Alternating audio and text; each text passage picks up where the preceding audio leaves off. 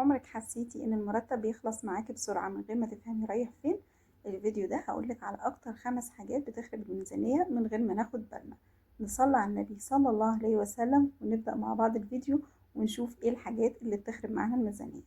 طبعا اول حاجة الاكل الجاهز. الاكل الجاهز بيدمر في الميزانية جدا. هتعملي الاكل في بيتك هتوفري اكتر من تلتين الفلوس اللي انت هتدفعيها. هيكلفك التلت بس. اذا كان بيتزا بقى، اذا كان كشري، اي حاجه بتشتريها، فراخ مشويه، سمك، كل ده بيخرب معاكي الميزانيه. فهنعمل اكلاتنا في البيت هتوفر لك كتير. تاني حاجه المشتريات العشوائيه، الحاجات اللي احنا بنروح نشتريها وخلاص. يعني حاجات مش ضروريه وانت بتروحي تجيبيها، اذا كان من السوبر ماركت او اي حاجه هتجيبيها مش محتاجاها ممكن تستغنى عنها. بلاش منها، ده كده برضو حاجات هتوفر معاكي جدا في الميزانيه. تشوفي ايه اللي محتاجاه بالظبط، اكتبي طلباتك الضروريه، تكتبيها في ورقه قبل ما تخرجي، قبل ما تروحي السوبر ماركت. اكتبي الحاجه اللي انت عايزاها الضروريه. شوفي بيتك ناقص ايه، افتحي التلاجة، ادراج المطبخ، شوفي الحاجه اللي ناقصاكي واكتبيها. انما لو دخلتي السوبر ماركت واشتريتي اي حاجه هتلاقيها قدامك، انت كده بتدمري في الميزانيه. على قد ما تقدري شوفي الضروري بس. رابع حاجة أو تالت حاجة، معلش، الكماليات، الحاجة اللي هي مش ضرورية قوي في البيت. مثلا يعني انت مثلا احنا كستات بنحب الاكسسوارات وبنحب نشيل اكسسوارات كتير. بس لو عندك حاجة تقضي الغرض، حاجة كويسة في البيت، مش لازم كل ما اروح الاقي اكسسوارات بتتباع اروح اشتريها. حاجة تخص المطبخ مثلا. يعني مثلا في المصفى اللي هي بيجي معاها الصينية دي، بنطلع من عليها الاكل، مثلا الاكل السخن او اللي فيه زيت بنصفيه على المصفى دي. انا عندي المصفى بتاعتي عادي، المصفى العاديه بتاعت البيت انا بستخدمها. ادام المرتب ما يسمحش ان اجيب حاجه تانية زي كده جديد، استخدم اللي عندي واكفي بفلوسي الموجوده. ممكن اعمل زي الحصاله اللي انا عملتها قبل كده، احوش فيها مبلغ، والحاجه اللي انا نفسي فيها قوي وحابه اجيبها يكون محوشها مبلغ كده في الحصاله. يعني ما بهدلش الميزانيه بس علشان حاجات زي كده. فلو في حاجه ضروريه قوي انا محتاجاها، اركن مبلغ كل يوم في حصاله او في علبه كده في برطمان، واجيب الحاجه اللي هي ناقصاني. انما ما ادخلش مثلا مستلزمات، محل مثلا بتاع تجهيز عرايس او مستلزمات للمطبخ والبيت، واجيب اي حاجه وخلاص او اكسسوارات وخلاص. لا، على قد اللي انا محتاجاه علشان الدنيا تمشي وتبقى زي الفل باذن الله. رابع حاجه بقى الفواتير. طبعا هتقولي اتحكم ازاي في الفواتير؟ دي بتيجي غصب عننا. لا يعني الكهرباء تتحكمي فيها، مش لازم كل واحد قاعد في اوضه مشغل كهرباء، مشغل مروحه، مشغلين تكييف. كل ده بيشد كهرباء كتير.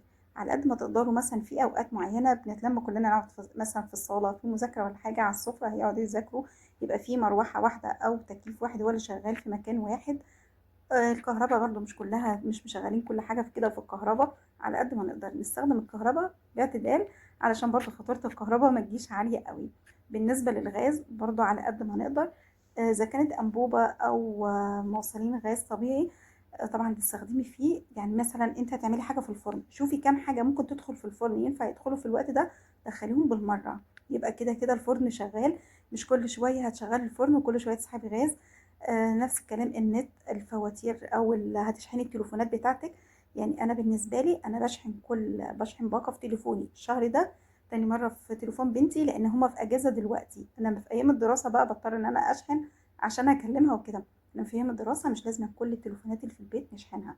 ممكن تليفون جوزي هو اللي مشحون خلاص بيكفي، لان مش هنكلم حد كتير. انما لو هكلم صحباتي او جوزي هيكلم صحابه ما ينفعش من كل تليفون بعض. انما لو هنتكلم اهلنا طبعا عارفين ارقامنا عادي، دي ما فيهاش مشاكل، فتليفون واحد هو اللي بشحنه مره كل شهر. كده برضه هوفر في الميزانيه، علشان كده هيروح علينا الشحن لو شحنا كل التليفونات في البيت. ونفس الكلام زي ما قلت لك في الغاز، برضه حاولي حاجات كتير هتدخل الفرن دخليها كلها مره واحده.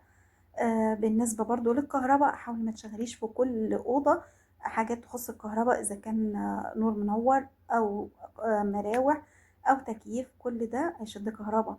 الفرن بالكهرباء، الكاتل، كل الحاجات دي حاولي على قد ما تقدري يعني قللي منها شويه علشان ما تشدش الكهرباء وتدفعي فواتير كتير وتدمر لك برضه في الميزانيه. خامس حاجه بقى العروض. مش كل ما الاقي حاجه عليها عرض محتاجاها او مش محتاجاها اشتريها. زي ما قلنا برضو في اول الفيديو اللي هو الضروريات بس. انما مثلا في لبس عليه عروض هروح اجيب، انا مش محتاجه لبس. الميزانيه بتاعتي ما ينفعش ان انا هجيب مثلا لبس في الوقت ده، فخلاص مش لازم اجري على الحاجه اللي عليها عروض وممكن ما اكونش هستخدمها اصلا. اذا كان حاجات تخص البيت برضو وانا مش محتاجاها ضروري، انا ممكن يعني اكفي بالحاجه الموجوده عندي. فموضوع العروض برضو ما تجريش على كل حاجة عليها عرض، محتاجاها او مش محتاجاها واجبها، علشان برضو ميزانيتنا تمشي لحد اخر الشهر. وبكده هتكوني وفرتي مبلغ كبير معاكي، والميزانية مش هتخرب معاكي ابدا. لو عرفتي تتحكمي في الحاجات دي هتلاقي ان الفلوس بتكفي معاكي اكتر وبتفيد كمان. يا ريت تقولي لي بقى في الكومنتات ايه اكتر حاجه بتخرب معاكي الميزانيه، ويا رب ان شاء الله يكون الفيديو عجبكم وتكونوا استفدتوا باي معلومه منه. مع الف سلامه، والسلام عليكم.